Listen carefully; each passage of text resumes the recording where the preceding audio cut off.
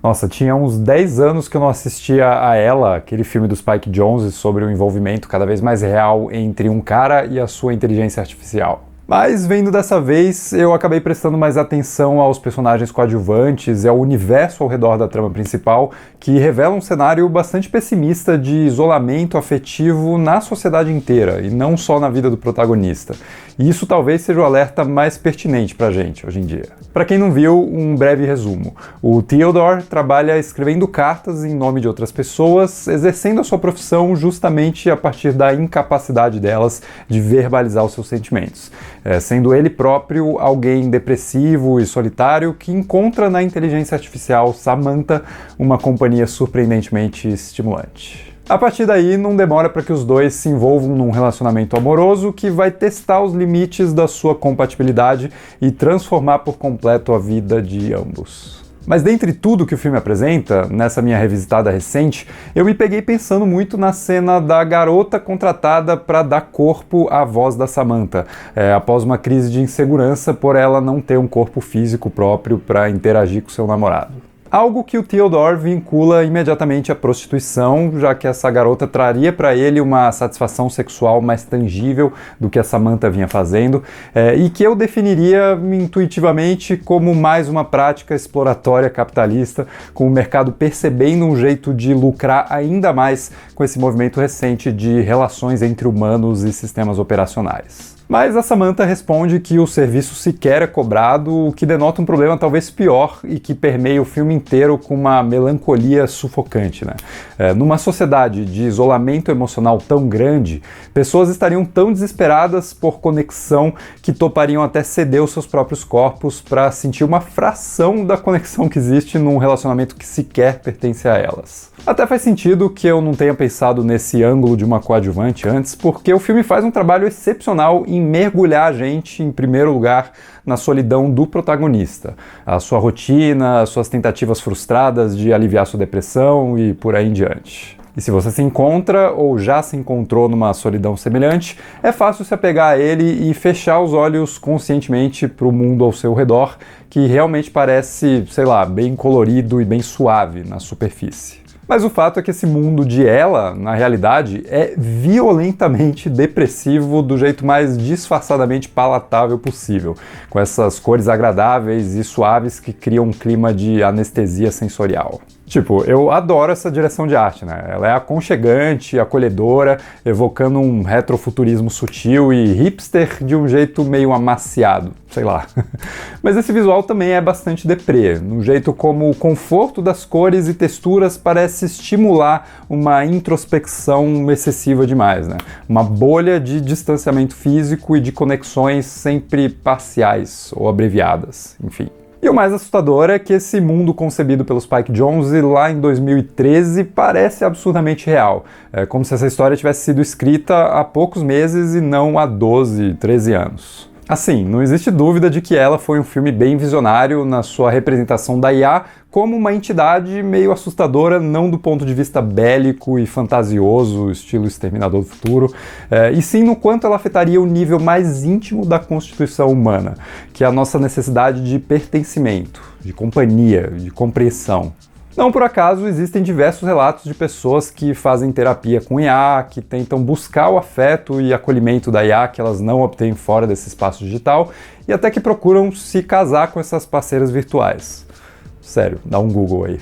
A narrativa de Ela, então, já deixou de ser só uma ficção, se tornando um sintoma bastante real da sociedade carente de atenção e conexão emocional de hoje, da qual a gente também faz parte, claro, né? Afinal, estamos todos sujeitos a esses problemas em maior ou menor grau. Que atire a primeira pedra quem nunca fez uma pergunta de cunho pessoal para o ChatGPT, só para ver qual que seria a resposta. E a melancolia do filme vem muito também da noção de que a IA acaba sendo só mais um elemento transitório na nossa experiência humana. Ela não evolui para nos destruir, para nos governar ou algo do tipo. Ela evolui porque isso é inevitável, porque a vida é mesmo efêmera e a gente está constantemente perdendo aquilo que um dia a gente ganhou. As coisas sempre chegam ao fim, o que não significa que o tempo em que elas duraram não tenha sido bom. Para citar uma outra inteligência artificial, dessa vez uma menos hipster, uma coisa não é linda só quando permanece, né? E esse pensamento é sim agridoce, mas é algo que a gente vai sempre precisar lidar de um jeito ou de outro. Assim que esse desenvolvimento alcança um nível superior demais aos seres humanos, a Samantha vai embora em direção a um mistério que nós jamais alcançaremos, né? Como tantos outros mistérios com os quais a gente convive desde que a gente passou a existir. Da vida após a morte, a religião e a possibilidade de estarmos ou não sozinhos nesse universo implacavelmente gigante e por aí vai. Talvez seja um dos poucos alívios, então, que o filme termine com o Theodore e a Amy, a sua amiga de carne e osso, interpretada pela Amy Adams, saindo para fora dos espaços fechados e aconchegantes que dominaram o filme, né?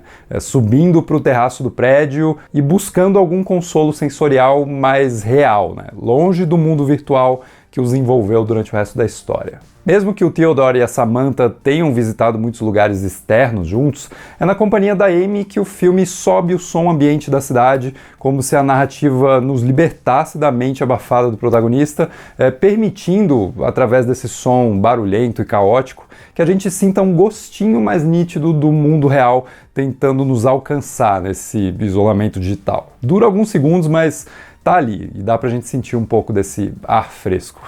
Agora, há algumas observações mais soltas sobre o filme, né? Eu acho surreal que a Scarlett Johansson crie uma das personagens mais sensuais e cativantes do cinema sem sequer mostrar o seu rosto ou o seu corpo. E o mais incrível ainda é que ela tenha gravado a sua participação depois de o filme estar praticamente pronto, substituindo a atriz Samantha Morton, que era a voz original da IA, e que entendeu e apoiou a troca, vale dizer, né? Mas o que significa que a Scarlett basicamente criou sozinha uma química absurda com o Joaquin Phoenix. O que não tira o mérito do Joaquin, que faz algo que eu acho muito precioso nesse filme. A gente está acostumado a ver o Joaquin interpretando papéis de todo tipo possível, né? Muitos deles vilanescos, como Coringa ou Cômodos em Gladiador. Mas aqui em Ela, ele traz uma doçura, sabe? Uma sensibilidade tão arredondada, como se todas as partes ásperas da sua persona tivessem sido aparadas e amaciadas para que o Theodore surja em cena como esse urso de pelúcia melancólico e carregado de problemas emocionais não resolvidos. Num personagem que poderia facilmente se tornar irritante ou antipático, mas que vira simplesmente um avatar perfeito desse sentimento de solidão e desconexão que eu acredito que todos nós já sentimos em algum momento. E é claro que ele também é muito ajudado pelo elenco ao seu redor, né? É gostoso demais ver a Amy Adams interpretando essa amiga que entende bem mais do que o Theodore está passando do que parece inicialmente, né? Sendo um apoio leve, um apoio descontraído, mas presente quando importa. Ou então a Olivia Wilde protagonizando uma cena de encontro divertidíssima, né? Até que ela se torna constrangedora por conta dessa falta de sincronia e dificuldade de administrar expectativas, quando basicamente todo mundo carrega os seus traumas passados para suas novas relações. E daí tem a Rooney Mara, que é a esposa do Joaquin Phoenix na vida real, vivendo a ex-esposa dele, com o filme explorando diversos flashes desse casamento que surgem intrusivamente na montagem, como as memórias de um relacionamento passado frequentemente brotam na nossa cabeça, né? Aqueles detalhes quase aleatórios que insistem em aparecer subitamente, se alternando frustrantemente entre os momentos bons e os momentos ruins, mas que se materializam no filme numa conversa bem difícil que traz a Rooney Mara dando um choque de realidade, pelo menos da realidade dela, no caso, pro Theodore. Quando ela diz que fica triste ao ver que o seu ex-marido não é capaz de lidar com emoções reais por ele ter uma namorada IA.